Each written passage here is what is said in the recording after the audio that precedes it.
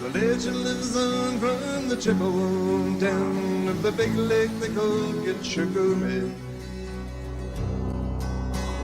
The lake, it is said, never gives up her dead when the skies of November turn gloomy.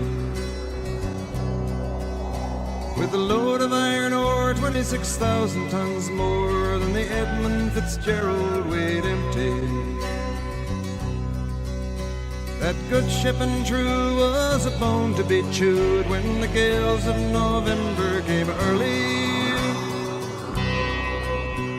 The ship was the pride of the American side, coming back from some mill in Wisconsin. As the big freighters go, it was bigger than most, with a crew and good captain well seasoned, concluding some terms with a couple of steel firms when they left fully loaded for Cleveland. Then later that night when the ship's bell rang, could it be the north wind they'd been feeling?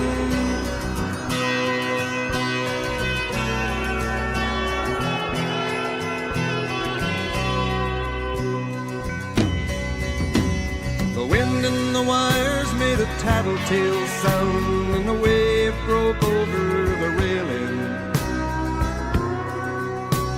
And every man knew, as the captain did too, 'twas the witch of November come stealing. The dawn came late and the breakfast had to wait when the gales of November came slashing. When afternoon came, it was freezing rain in the face of a hurricane west wind.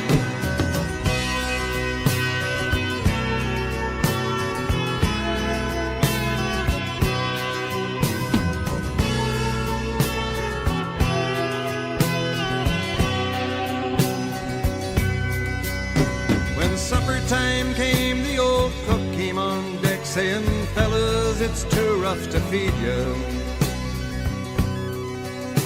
At 7 p.m. a main hatchway caved in. He said, "Fellas, it's been good to know ya."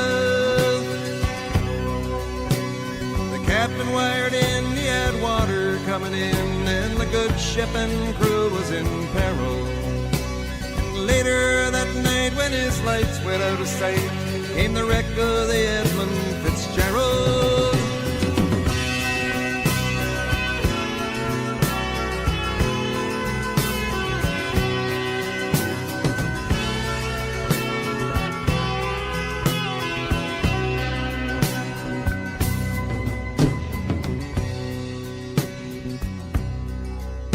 Does anyone know where the love of God goes when the waves turn the minutes to hours? The searchers all say they'd have made Whitefish Bay if they'd put 15 more miles behind her. They might have split up or they might have capsized. They may have broke deep and took water. And all that remains is the faces and the names of the wives and the sons and the daughters.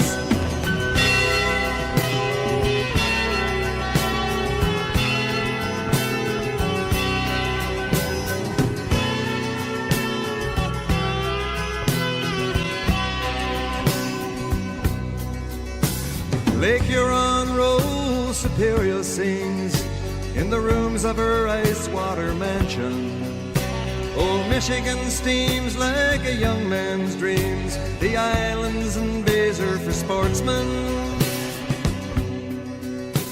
And farther below, Lake Ontario takes in what Lake Erie can send her. The iron boats go, as the mariners all know, with the gales of November remembered.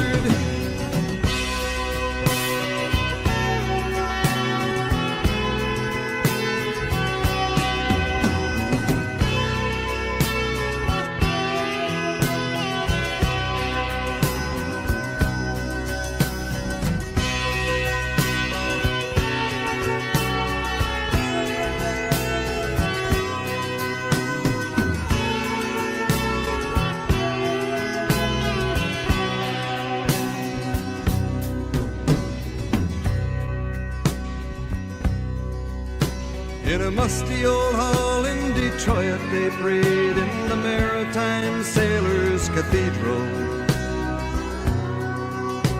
The church bell chimed till it rang 29 times for each man on the Edmund Fitzgerald. The legend lives on from the Chippewa on down of the big lake they call Gitchagumi. Superior, they said, never gives up her dead when the gales of November come early. Do you think there's any possibility that you could cut them out and go back there and do any searching? God, I don't know.